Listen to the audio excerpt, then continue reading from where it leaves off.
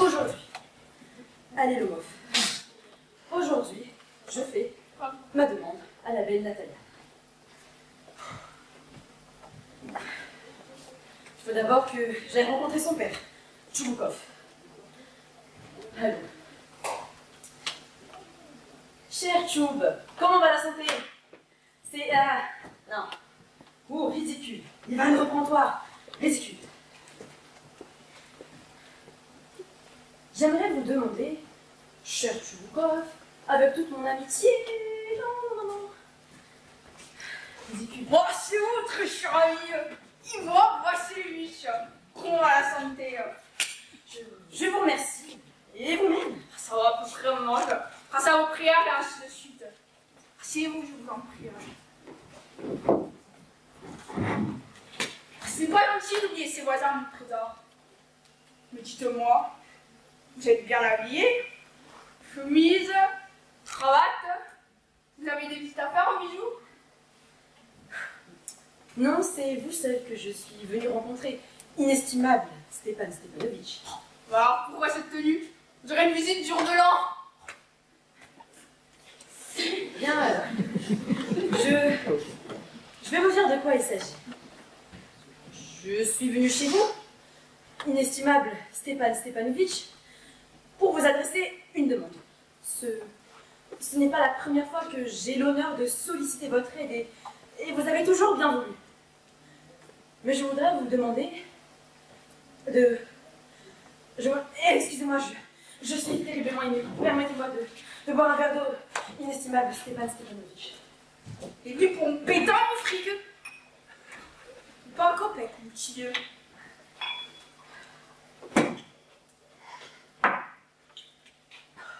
De quoi s'agit-il, mon cœur?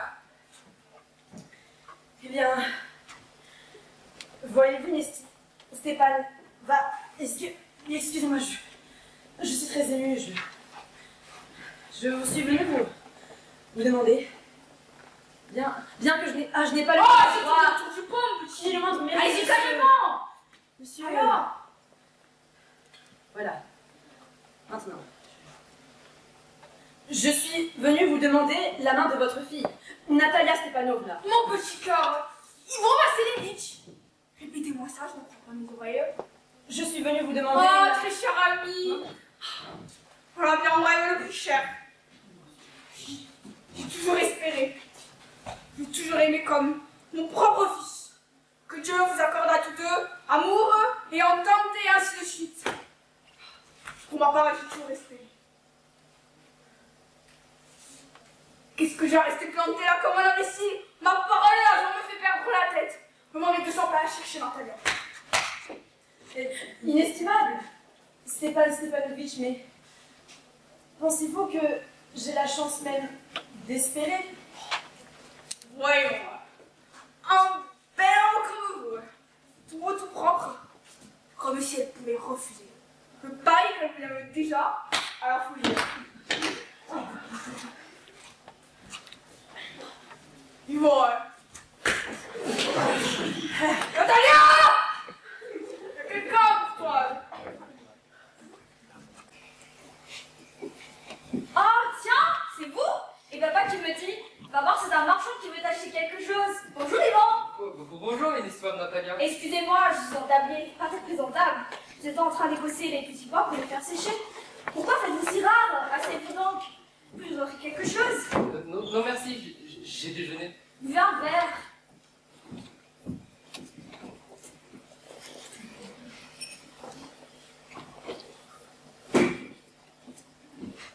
Je vous sers.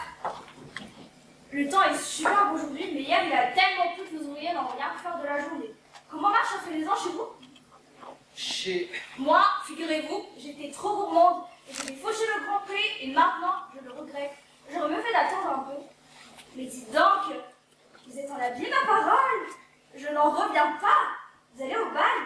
À propos, je trouve très bonne nuit. En quel honneur cette élégance. Eh bien, voyez-vous, Inestimable Natalia, je suis venu vous demander, vous serez sans doute très étonné, fâché même peut-être, mais De quoi s'agit-il? Eh bien, je tâcherai d'être bref. Vous savez, chère Natalia, que j'ai l'honneur de connaître votre famille depuis longtemps, depuis mon enfance. Ma défunte tante et son époux, dont vous ne l'ignorez pas, j'ai hérité les terres, ont toujours tenu votre défunte maman en haute estime. La lignée de Lomov et celle de Tiboukov n'ont cessé d'entretenir des relations amicales, pour même dire des relations intimes. D'ailleurs, comme vous le savez, nos terres se touchent, rappelez-vous. Mon pré aux vaches est contigu à votre beau boulot. Excusez-moi de vous interrompre. Vous venez de dire mon pré aux vaches? Mais est-ce qu'il est à vous? Quelle question? Voyons, le pré aux vaches est à nous et pas à vous. Mais si, il est à moi, n'est-ce pas, Natalia? Première nouvelle, comment cela serait-il possible? Comment? Voyons. Je parle du pré qui forme une enclave entre votre beau boulot et le marais brûlé. Mais oui, parfaitement, il est à nous. Vous vous trompez, n'est-ce pas, Natalia? Il est à moi. Revenez à vous, Yvan. Depuis quand est-il à vous? Depuis quand? Mais depuis toujours. Ça alors, je vous demande bien pardon. Les documents sont là, n'est-ce pas, Natalia? Le pré a été en litige, c'est exact, il y a belle lurette. Mais aujourd'hui, tout le monde sait qu'il est à moi. À quoi bon discuter? Écoutez.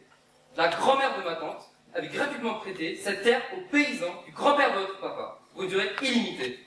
Non mais vous plaisantez ou vous vous moquez de moi? Charmante surprise.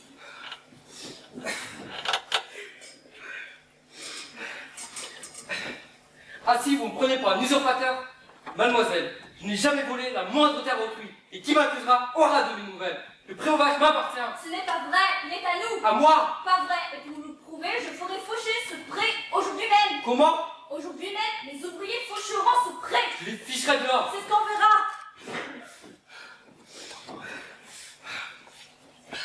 Le pré aux vaches est à moi, compris? À moi.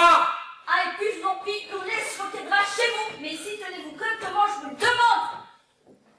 Mademoiselle, si des palpitations terribles ne me faisaient souffrir, si le sang ne battait pas dans mes tempes, je vous parlerai sur un autre ton. Le pré aux vaches est à moi. Non, il est à nous. À moi. À nous. À moi. À moi. À nous. À moi! À nous. Oh, qu'est-ce qu'il y a? Pourquoi c'est crieux? Papa, veux-tu dire à ce monsieur à qui appartient le pré aux vaches? À nous ou à lui? Quelle question, ma colombe? À nous, bien sûr. Voyons, Stéphane, vous au moins soyez raisonnable. Comment pourrait-il être à vous? La grand-mère de ma tante a prêté ce prêt gratuitement aux paysans de votre grand-père, qui en ont joué pendant une quarantaine d'années. Mais lors de l'événement, Permettez-moi, je vous oublie un détail. Ces paysans, ils ne versent rien à votre grand-mère. C'est justement parce que ce prêt sera alors en litige. Aujourd'hui, le dernier à monsieur Venu, c'est que ce prêt est à nous. À nous. moi je vous prouverai qu'il est à moi. Vous ne prouverez rien du tout, mon petit cœur. Si, je vous le prouverai. Pourquoi ces cris? Les hurlements ne servent à rien. Ne demande pas le bien d'autrui, mais ce qui est à moi est à moi. Et comment donc ce bien que vous me chicanez, plutôt que de vous le laisser dans le cadeau aux paysans? Aux paysans. Mais comment feriez-vous don d'une terre qui ne vous appartient même pas? Ça me regarde, monsieur. Et puis j'ai tout votre âge, le jeune homme, et je vous prie de me parler avec respect. Vous payez ma tête. Vous me prenez pour un imbécile. Vous dites que la terre est à vous, et maintenant il faut que je sois poli, que je reste calme. Les bons voisins ne font pas ça. Non, Stéphane, vous n'êtes pas un bon voisin, mais un usurpateur. Comment, monsieur? Qu'avez-vous dit? Papa, il faut tout de suite oublier le paysan. Qu'avez-vous dit, monsieur? Le pré aux vaches est à nous et je ne céderai jamais, jamais, jamais. Le tribunal vous prouvera qu'il est à moi. Le tribunal. Eh bien, allez porter plainte, monsieur. Je vous connais, moi. Les procès, ça vous démange. Vous êtes un chicaneur, comme tous les voleurs. Pas d'exception. Je vous interdis d'insulter la lignée des Lobov. Il n'y a que des gens bien de la lignée des Lobov. Personne n'a jamais été arrêté pour avoir dilapidé les biens d'autrui. Mais vous, ils étaient tous sanglés. Tous. Et votre grand-père, il buvait comme un trou. Et votre tante, la plus jeune, Natastasia. Alors, fiche le camp avec l'architecte. Et votre mère, à vous, tout le monde savait qu'elle avait une jambe plus courte que l'autre. Et votre père, un joueur, un goinfre. Et votre tante, cancanière. Et lors des élections... ouais, je sais pas. Et vous n'êtes qu'un fausse-mot, un homme de rien. Oui, monsieur. Et je vous interdis de remettre les pieds chez moi. Allez donc porter plainte au tribunal, ça vous connaît. Quel misérable. Fiez-vous à vos voisins après cela. Un gredin, un épouvantail, un moineau. Quel monstre, il vous vole votre terre et des insultes par-dessus le marché. Et dire que cette énerve humaine, ce propre à rien, ose venir faire sa demande. Hein? Sa demande. Quelle demande? Parbleu, il est venu pour te demander en mariage. En mariage? Moi? Pourquoi ne me l'as-tu pas dit plus tôt? C'est pour ça qu'il s'est endimanché. Cette saucisse, espèce de macaque, me demander en mariage.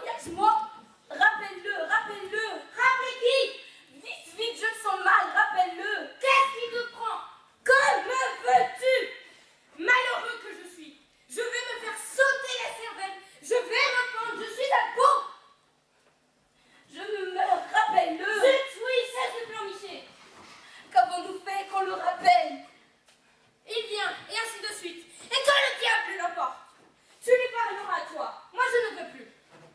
Rappelle-le, rappelle-le. Mais puisque je te dis qu'il arrive, qu'on le rappelle, Seigneur, quelle calamité pour un père. Avoir une fille à marier, c'est à se couper la gorge. Je jure que je le ferai. Nous avons insulté cet homme, nous l'avons injurié, chassé, et tout cela par ta faute. Ah non, par la tienne. Bien sûr, c'est toujours moi le coupable. Eh bien, tu n'as qu'à te débrouiller avec lui.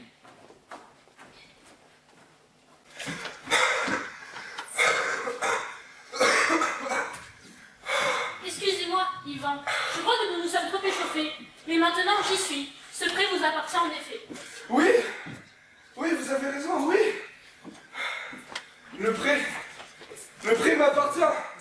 Oui, il est à moi. Mais oui, il est à vous. Asseyez-vous. C'est nous qui avons tort. Simple question de principe. Je ne tiens pas à cette terre, mais je tiens au principe. Au principe, parfaitement, mais pas aux autres choses. D'autant plus que je possède des preuves. La grand-mère de ma tante avait donné aux paysans du grand-père de votre papa. C'est bon, n'en parlons plus. À part, je me demande par où commencer. Irez-vous bientôt à la chasse? À la chasse au coq de bruyère, oui, inestimable Natalia. Après la moisson, je pense. D'ailleurs, vous ne savez, il m'arrive une tuile. Mon chien, vous le connaissez, il s'est mis à boiter. Quel malheur! Et pourquoi donc? Allez le savoir, il y a sans doute une entorse ou d'autres chiens l'auront mordu. C'est mon meilleur chien de chasse, sans parler de ce qu'il vaut. Je l'ai payé à Mironov 125 roubles. C'est beaucoup trop cher, Yvan. Ah, c'est pas mon avis. Au contraire, c'est un chien merveilleux. Papa a payé son chien 85 roubles, et vous savez bien que le vôtre est loin de le valoir. Mon chien Mon chien ne vaut pas votre clébard. Bah voyons. Ah, mon chien ne vaut pas votre clébard. Mais oui, bien sûr, votre chien est encore jeune, ce n'est pas un chien adulte, je vous l'accorde. Mais pour les forts, vous ne trouverez pas son pareil, même pas chez Monsieur Georges. Attendez. Permettez, Natalia, vous oubliez que sa mâchoire inférieure est plus courte que sa mâchoire supérieure. Un tel chien ne vaut rien pour attraper le gibier. Première nouvelle, Je vous l'affirme. vous avez donc mesuré sa mâchoire, hein. Oui, je l'ai mesuré. Pour sauver le gibier, oh, ça va. Mais pour le prendre... D'abord, notre chien a de la race, il possède un pédigré, et votre cadeau ne sait même pas d'où il sort, il est vieux et vilain comme une pauvre race. Tout vieux qu'il est, je ne l'échangerai pas contre ça de vos chiens de chasse. Aucune comparaison. Mon chien est un vrai chien de chasse, lui. Ah!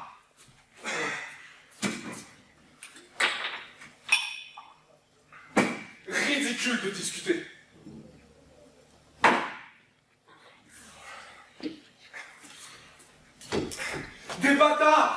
Des bâtards similaires aux vôtres, on en trouve 13 à la douzaine chez n'importe quel marchand. 25 roues, voilà tout ce qu'il vaut. Ce n'est pas vrai. Si. Ce n'est pas vrai.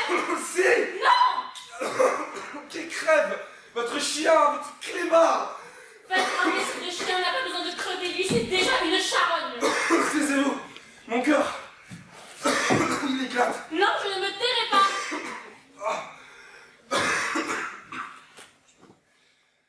Taisez-vous, je vous en supplie. Non, je ne me tairai pas. Oh, mais qu'est-ce qui se passe encore, les enfants, hein? Papa, dis-nous franchement, en toute conscience, lequel des deux chien est meilleur? Notre chien? Ton chien. Stéphane, dis-moi une seule chose, je vous en supplie. Votre chien a-t-il la mâchoire inférieure trop courte? Oui ou non? Et quand elle le ferait trop court, hein? Quelle importance? Notre chien est le plus beau chien du district. Un point, c'est tout. Voilà. Des palpitations à mon cœur. Des palpitations. Quel beau chasseur de fête. Vos places à la cuisine, au chaud, au cafard, quand Renard vous devez faire la chasse. Vos palpitations. C'est vrai. Avec vos palpitations là, vous ferez mieux de rester chez vous au lieu de vous trimballer sur une selle. Mais moi, je m'emporte facilement. Oui, voilà. Vous n'êtes pas un vrai chasseur, voilà tout. Et vous alors? Vous vous prenez pour un vrai chasseur peut-être? Vous ne venez à la chasse que pour discuter et pour intriguer. Voilà ce que vous êtes, un intrigant. Comment, monsieur? Moi,